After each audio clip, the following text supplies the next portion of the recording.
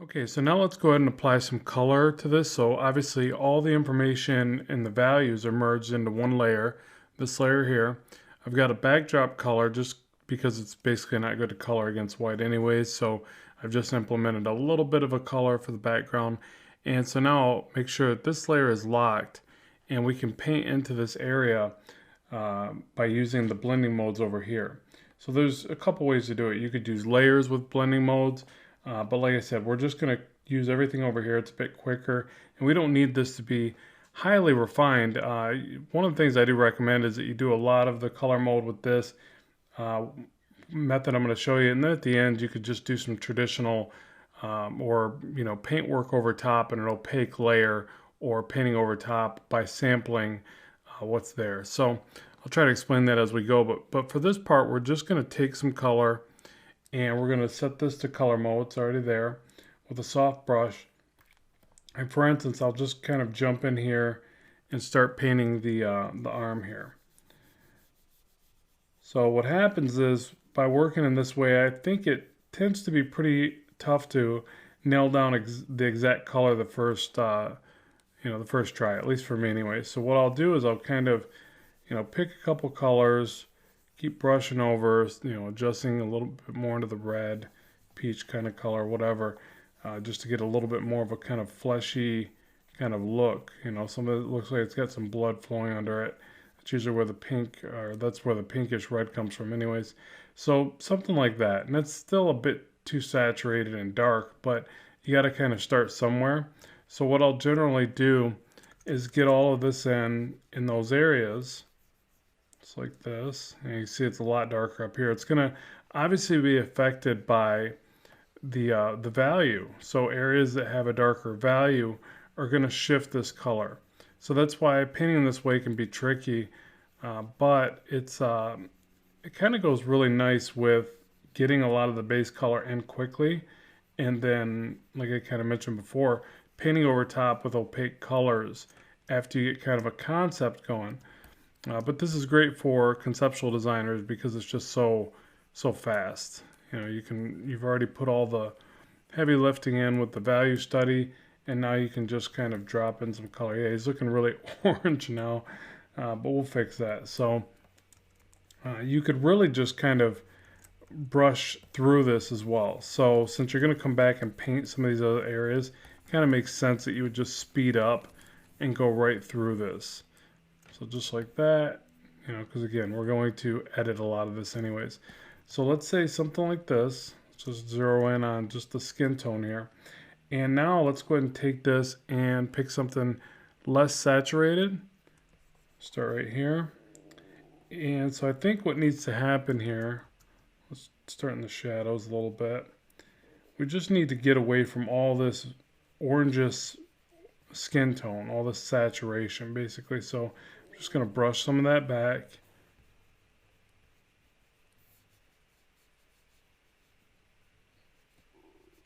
And I kind of play around with that concept of like lightening certain areas, desaturating certain areas. So for instance, you can even take this brush, set it to saturation, go to a white here. And if you notice, if I brush right through there, it takes me back to the grayscale. So knowing that, I can utilize this and again, just kind of get away from all this overly saturated color. We need some of it, but we don't need this much. A good thing to think about is to try your work at varying levels away from, as far as being zoomed in too much. Try it from a distance and see if that helps you spot something. So in this case, I can really see from a distance that there's way too much of the saturation, this orangish tone. I might need to change it altogether, but I'm still going to try to work with it because I do tend to see a little bit of this kind of effect in the skin tone that I'm after. So, but I am going to just keep pushing that back. So I'm just barely touching on the color. That's why you don't see it just disappearing like that. I'm just slowly kind of affecting it so that I can hopefully find the look that I'm after without having to go back and forth too many times. Okay, so now the other way I might approach this is I might get in here and say, well, let's go back to color or overlay. Let's try overlay. Let's see what effect that has on it. So you see that brightens it up, but it also kind of color dodges it almost. It punches in a bit of a light source. So I got to be very careful with that. I do like the way it's lightening it, but again, I have to be aware of this artifact it might create of like another light source. You know, you don't want to contradict all the values that you've established, but if it's better, it's better. So you just kind of, meet in the middle, figure out what's working. So I think a little bit of that, because it is, again, it's lightening up where I need it to. Let's also try a little bit of a dark blue. And let's go ahead and set that. Oh, I do want to see what it does with overlay in the shadow area. So I do kind of like that, because I'm wanting to keep some of the shading going as well. I don't want to lighten up my shadows, so I got to be aware of that as I do this. So I'm going to try a little bit of that blue in the shadows.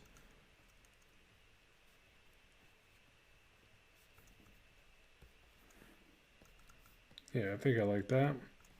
Okay, and then a little bit more of a rose color to the highlight side.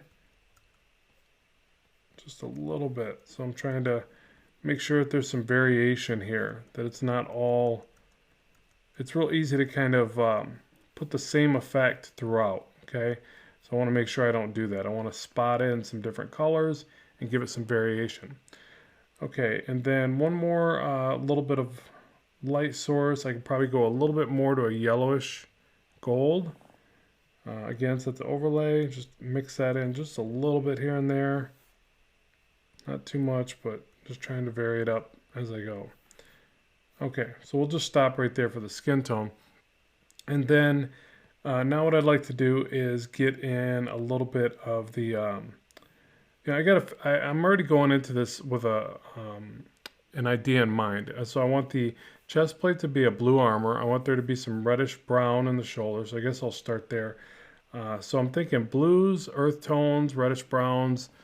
So I just want you to be aware that I do have kind of a color palette in mind, but I don't like to just put it on the canvas because I'm editing as I go. I'm shifting it.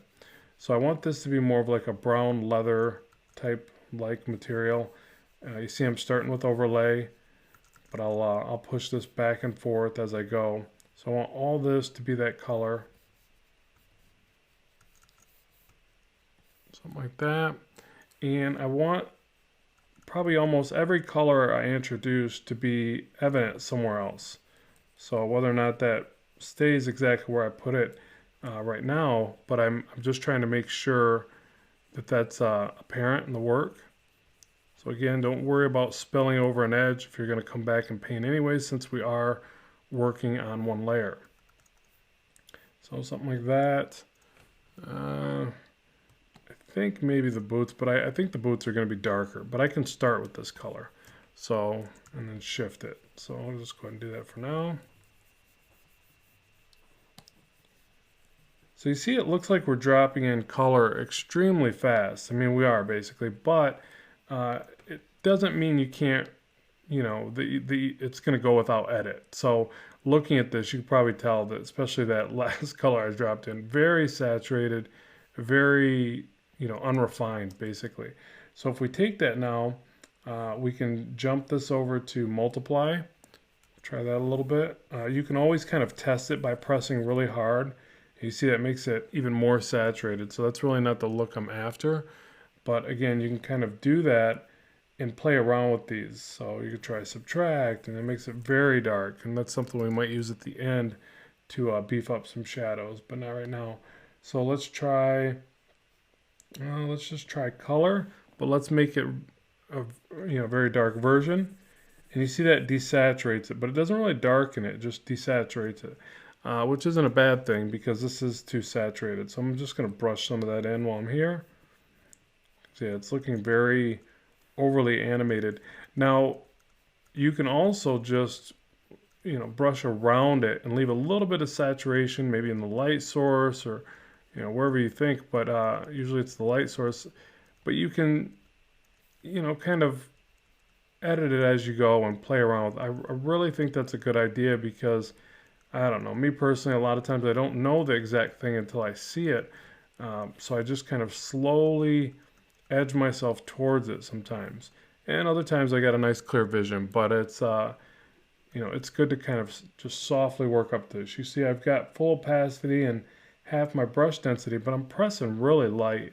Likewise, I could jump down the opacity and press a lot harder. But just like that, we've got a little bit more desaturated. And again, we can go to our saturation here, set it to white, and we can really push this back. But we can almost use this like a paintbrush. So I can just, let me get a little closer so you can make it out. I can not hit every edge. I can hit in between the edges, in between the highs and lows of this this piece. So I'm basically painting. I can get the color out of these spikes because those are going to be a different color anyways. But I'm basically painting with this brush in a desaturation kind of way. So because some of that saturation is going to be nice to have to the end result, but there's just too much of it. So I constantly push this back and forth.